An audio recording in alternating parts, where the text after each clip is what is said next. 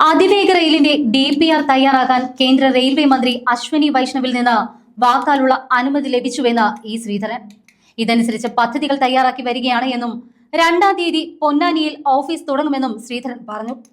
Railway മന്ത്രാലയത്തിൽ നിന്നും ഔദ്യോഗിക അനുമതി ലഭിക്കുന്നതിന് കാലതാമസം എടുക്കുമെന്നുള്ളത് കൊണ്ട് തന്നെ തങ്ങൾ നടപടികൾ നേരത്തെയാക്കിയെന്നും അദ്ദേഹം വ്യക്തമാക്കി. നഞ്ചൽകോട് റെയിൽവേ പാത ഈ വർഷത്തെ ബജറ്റിൽ കൊണ്ടുവരണമെന്നാവശ്യപ്പെടാനായി റെയിൽവേ മന്ത്രി അശ്വിനി വൈഷ്ണവിനെ കാണാൻ ചെന്നപ്പോഴാണ് അതിവേഗ റെയിൽപാത സംബന്ധിച്ച ധാരണയായത് എന്നും അദ്ദേഹം പറഞ്ഞു.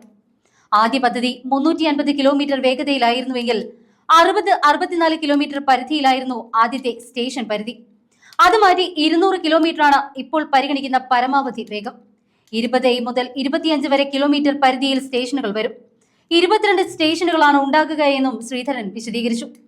തിരുവനന്തപുരം സെൻട്രൽ, തിരുവനന്തപുരം വിമാനത്താവളം, വർക്കല, കൊല്ലം, കൊട്ടാരക്കര, അടൂർ, ചെങ്ങന്നൂർ, കോട്ടയം, വൈക്കം, എറണാകുളം, ആലുവ, നെടുമ്പശ്ശേരി, തൃശൂർ, കുന്നംകുളം, എടപ്പാൾ, തിരൂർ, മലപ്പുറം, കോഴിക്കോട് റെയിൽവേ സ്റ്റേഷന് സമീപം, കൊയിലാണ്ടി, വടകര, തലശ്ശേരി, കണ്ണൂർ എന്നിങ്ങനെയാണ് സ്റ്റേഷനുകൾ വരിക.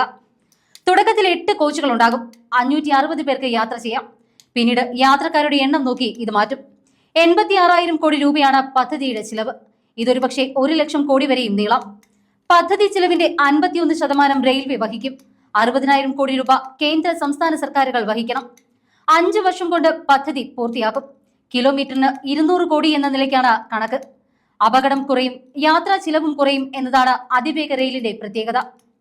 ഇപ്പോഴുള്ള പാതയുമായി കണക്ഷൻ ഉണ്ടാകില്ല. സ്റ്റാൻഡേർഡ് ഗേജിലായിരിക്കും നിർമ്മാണം. ഗുഡ്സ് ട്രെയിനുകൾക്ക് സർവീസ് ഉണ്ടാകില്ല. 70% എലിവേറ്റഡ് പാതയും 20% തുരങ്കപാതയുമായിരിക്കും ഉണ്ടാവുക. വിമാനത്താവളങ്ങളെ ബന്ധിപ്പിച്ച് കടന്നുപോകും. പദ്ധതിക്കെതിരെ സമരം പാടില്ല. അതിനാൽ ആവശ്യത്തിന് മാത്രമായിരിക്കും സ്ഥലം ഏറ്റെടുപ്പ്. തൂണുകളുടെ പണി കഴിഞ്ഞാൽ ഭൂമി തിരികെ നൽകും. അവിടെ വീട് കെട്ടാൻ പാടില്ല. അതേസമയം ഇത് കൃഷിക്കായി ഉപയോഗിക്കാം. സംസ്ഥാന സർക്കാരുമായി ചർച്ച ചെയ്തിട്ടില്ല എന്നും 15 ദിവസത്തിനകം റെയിൽവേ പ്രഖ്യാപനം നടത്തുമെന്നും ശ്രീധരൻ വ്യക്തമാക്കി. കേരള സർക്കാർ സമർപ്പിച്ച വിവാദ സിൽവർ ലൈൻ പദ്ധതി കേന്ദ്ര റെയിൽ മന്ത്രാലയം തള്ളിയതിനു ശേഷം മെട്രോമാൻ ശ്രീധരൻ സമർപ്പിച്ച ബദൽ പദ്ധതി നടപ്പാക്കാനാണ് കേന്ദ്ര സർക്കാരിന്റെ തീരുമാനം. സിൽവർ ലൈൻ നടപ്പിലാക്കി കോടികൾ മറിക്കാനുള്ള ശ്രമങ്ങൾ അവതാളത്തിലായതോടുകൂടിയാണ് പിണറായി വിജയൻ സർക്കാർ നിരാശരായത്. ശ്രീധരൻ സമർപ്പിച്ച പദ്ധതികളിൽ കൂടുതൽ ചർച്ചകൾ നടത്തി സംസ്ഥാന സർക്കാരിന്റെ സഹകരണം ഉറപ്പാക്കി അതിവേഗ റെയിൽ നടപ്പാക്കാൻ കേന്ദ്ര റെയിൽവേ മന്ത്രി അശ്വിനി വൈഷ്ണവ് മുൻകൈയെടുക്കുമെന്നതാണ് ഏറ്റവും പുതിയ സൂചന. ശ്രീധരനുമായി ചർച്ചകൾക്ക് ശേഷം സംസ്ഥാന സർക്കാരുമായി ധാരണയുണ്ടാക്കി പദ്ധതി നടപ്പാക്കുമെന്നാണ് അറിയാനാവുന്നത്.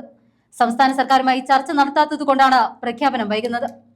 ഹൈസ്പീഡ് റെയിൽവേ ലൈൻ എന്ന ബദലാണ് മെട്രോമാൻ കേന്ദ്രത്തിന് സമർപ്പിച്ചിട്ടുള്ളത്.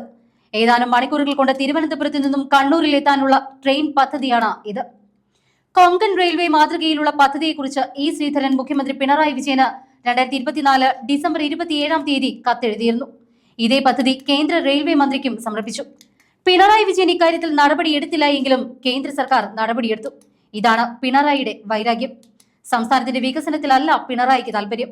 മെട്രോമാന്റെ പദ്ധതിയുടെ പോരായ്മയല്ല പിണറായിയുടെ വിഷയം. സിൽവർ ലൈനിലൂടെ മറിയുമായിരുന്ന കോടികൾ നഷ്ടമായതിലാണ് പിണറായിയുടെ സങ്കടം. പിണറായി വിജയന്റെ ലക്ഷ്യം കേരളയിലാണ്. കേരളയിൽ വന്നാൽ തനിക്കും പാർട്ടിക്കും രക്ഷപ്പെടാം. വൻകിട പദ്ധതി എന്ന നിലയിൽ കേരളയിൽ അവതരിപ്പിക്കുമ്പോൾ അതിന് കയ്യടി കിട്ടുമെന്നാണ് അദ്ദേഹം കരുതിയിരുന്നത്. പദ്ധതിക്ക് ആദ്യഘട്ടത്തിൽ എതിർപ്പുകൾ ഉണ്ടായിരുന്നില്ല. എന്നാൽ വൻതോതിൽ സ്ഥലം ഏറ്റെടുക്കുമെന്നായതോടുകൂടിയാണ് എതിർപ്പുകൾ വർദ്ധിച്ചത്.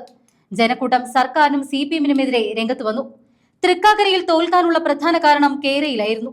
ഇക്കാര്യം BJP-യും പ്രതിപക്ഷവും ആദ്യഘട്ടത്തിൽ തന്നെ ചൂണ്ടിക്കാണിച്ചതുമാണ്.